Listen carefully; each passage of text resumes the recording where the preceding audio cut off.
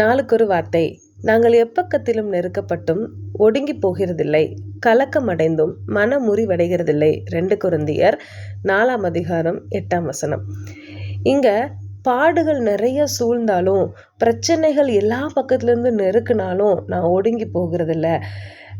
எவ்வளோ ப்ராப்ளம்ஸ், எவ்வளோ சூழ்நிலைகள் நமக்கு எதிர்மாறாக இருந்தாலும், என்னை கலக்கமடைய செஞ்சாலும், பயமடைய செஞ்சாலும், நான் மனமுறிவடைகிறதில்ல அப்படின்னு சொல்லி இங்கே பவுல் சொல்கிறாங்க.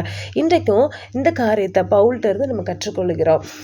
எவ்வளோ பிரச்சனைகள் பாடுகள் வந்தாலும் அதன் மத்தியில் கர்த்தருக்குள்ளே சந்தோஷமாக இருந்தாங்க. நான் ஒடுங்கி போகிறதில்ல அப்படின்னு சொல்லி அவங்க அவ்வளோ விசுவாசமாக தைரியமாக கர்த்தருக்குள்ளே இருந்தாங்க. அதுபோல் நம்மளும் இன்றைக்கு எவ்வளோ பிரச்சனைகள், எவ்வளோ பாடுகள் நம்மளை நெருக்கி இருந்தாலும், சூழ்நிலைகள் தலைகீழ இருந்தாலும் நம்ம கலக்கமடையாமல் கர்த்தருக்குள்ள விசுவாசமாக சந்தோஷமாக இருக்கணும். தேவனுக்கே மகிமை உண்டாவதாக.